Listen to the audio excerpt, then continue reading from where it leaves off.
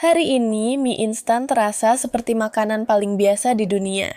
Ada di warung, ada di minimarket, ada di kos-kosan, ada di kantor, ada di dapur keluarga. Bahkan ada di koper orang yang bepergian jauh. Tinggal buka bungkus, rebus air, tunggu beberapa menit, lalu jadi. Tapi di balik makanan yang terlihat sederhana ini ada kisah yang jauh lebih besar. Karena mie instan tidak lahir dari pertanyaan bagaimana membuat makanan cepat untuk orang malas.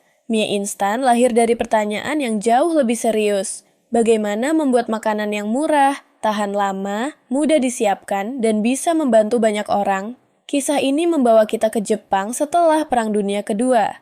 Saat itu, banyak orang menghadapi masa sulit dan makanan tidak selalu mudah didapat. Dalam kondisi seperti itu, satu mangkuk makanan hangat bukan sekadar makanan. Ia adalah rasa aman dan rasa hidup bagi banyak orang. Di tengah situasi itu, seorang pria bernama Momofuku Ando melihat sesuatu yang tidak bisa ia lupakan. Ia melihat orang mengantre untuk makan ramen. Ramen bagi orang Jepang dekat dengan kehidupan sehari-hari, namun tidak praktis disimpan lama. Dari sinilah muncul ide besar Ando, bagaimana membuat mie tahan lama namun tetap enak. Bagaimana kalau mie bisa matang hanya dengan air panas dan disimpan di rumah, kapan saja? Pertanyaan itu terdengar mudah sekarang, tapi pada masa itu jawabannya tidak jelas. Mie harus bisa kering tanpa kehilangan tekstur dan matang cepat tanpa hancur. Ando memulai dari eksperimen kecil di sebuah ruang sederhana dan mencoba lagi dan lagi. Gagal berkali-kali bukan hal aneh bagi proses itu. Tapi bagi Ando, makanan bukan sekadar produk, melainkan cara mendukung perdamaian dan stabilitas. Karena ketika orang lapar hidup menjadi rapuh dan masyarakat jadi tidak stabil. Sebelum mie instan jadi ikon anak kos dan makanan pekerja malam, ia adalah hasil dari filosofi memberi akses makanan. Untuk mewujudkannya, Ando harus menyelesaikan satu tantangan besar, bagaimana membuat mie yang bisa dimasak hampir seketika. Jawabannya datang dari sesuatu yang terlihat sederhana, tapi mengubah sejarah makanan modern. Terobosan besar Momofuku Ando akhirnya datang dari satu ide penting. Mie harus dikeringkan dengan cara yang membuatnya bisa hidup kembali saat terkena air panas. Secara sederhana, inilah prinsip yang membuat mie instan terasa ajaib. Mie dimasak lebih dulu, diberi rasa, lalu dikeringkan dengan metode yang memungkinkan teksturnya kembali ketika diseduh. Salah satu teknik yang terkenal dari Ando adalah proses penggorengan cepat yang membantu menghilangkan kadar air. Proses itu membuat mie tahan disimpan lebih lama. Hasilnya, pada tahun 1958, lahirlah chicken ramen. Ini bukan sekadar produk baru. Ini adalah bentuk baru dari makanan. Orang tidak perlu menyiapkan kaldu dari awal, tidak perlu memasak lama, tidak perlu pergi ke kedai ramen. Cukup punya air panas, dan dalam beberapa menit makanan hangat bisa tersedia. Bayangkan reaksi orang pada masa itu. Sebuah mie dalam kemasan, bisa disimpan, bisa dimasak cepat, dan rasanya tetap familiar. Untuk dunia modern, ini terdengar biasa. Tapi, pada 1998, ide itu sangat baru. Chicken ramen sempat disebut seperti magic ramen, karena cara penyajiannya terasa hampir tidak masuk akal. Tapi, keajaiban itu sebenarnya bukan sihir. Itu adalah desain. Ando menyelesaikan beberapa masalah sekaligus.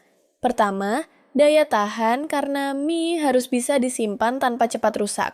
Kedua, kecepatan karena orang harus bisa menyajikannya dalam hitungan menit. Ketiga, rasa karena makanan cepat tetap harus terasa menyenangkan.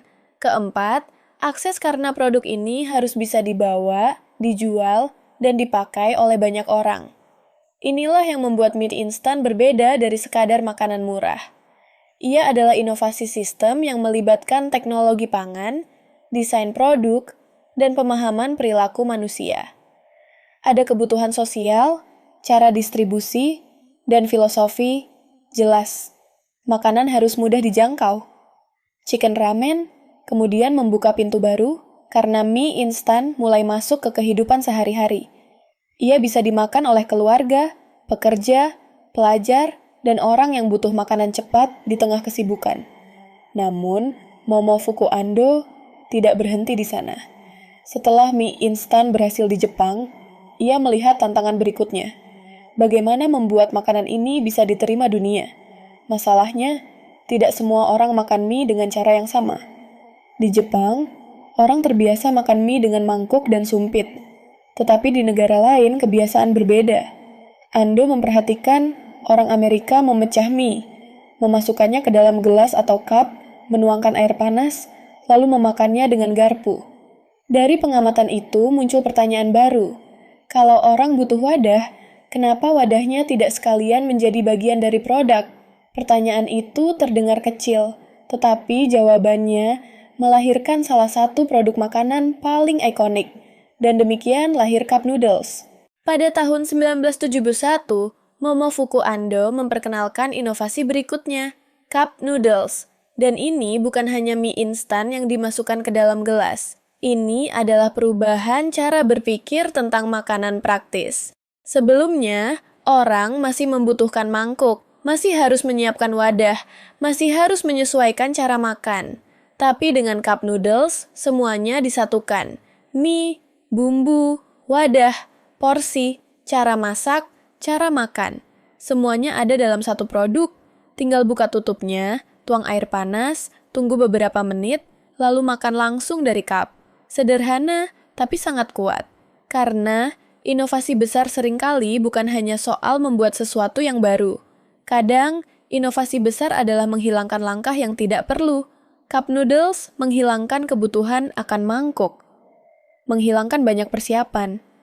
Memudahkan orang makan di kantor, di perjalanan, di sekolah, di toko, di ruang kecil, bahkan dalam kondisi terbatas. Dan dari sinilah, mie instan benar-benar menjadi makanan global. Ia menyebar ke berbagai negara, lalu beradaptasi dengan rasa lokal. Ada rasa kari, rasa ayam, rasa pedas, rasa seafood, rasa tom yum, rasa kimchi, rasa rendang, rasa sambal, rasa yang di setiap negara bisa terasa seperti rumah. Itulah salah satu alasan mie instan bertahan begitu lama. Karena ia bukan hanya cepat, ia fleksibel. Ia bisa masuk ke budaya manapun, bisa dimakan sederhana, bisa dimodifikasi dengan telur, sayur, daging, cabai, keju, atau apapun yang ada di dapur. Bisa menjadi makanan darurat, bisa menjadi comfort food, bisa menjadi memori masa kecil, bisa menjadi teman begadang. Bagi sebagian orang, mie instan adalah makanan hemat. Bagi sebagian lain, ia adalah rasa nostalgia. Bagi mahasiswa, ia bisa menjadi penyelamat tanggal tua. Bagi pekerja malam, ia adalah makanan cepat saat semua tempat sudah tutup. Bagi banyak keluarga, ia adalah stok kecil yang selalu ada di lemari. Tentu saja, mie instan bukan berarti harus dimakan setiap hari tanpa memikirkan gizi. Seperti banyak makanan praktis lainnya, ia perlu dikonsumsi dengan bijak. Tapi dari sisi sejarah inovasi, dampaknya sulit dibantah. Momofuku Ando melihat masalah yang sangat manusiawi. Orang butuh makanan yang bisa diandalkan. Lalu ia menjawabnya dengan produk yang sangat sederhana. Dan mungkin itulah pelajaran terbesar dari kisah ini. Inovasi tidak selalu dimulai dari teknologi yang rumit. Kadang, inovasi dimulai dari melihat antrean orang lapar dan bertanya, apa yang bisa saya buat agar ini tidak terjadi lagi? Chicken ramen menjawab kebutuhan akan mie yang cepat dan tahan lama.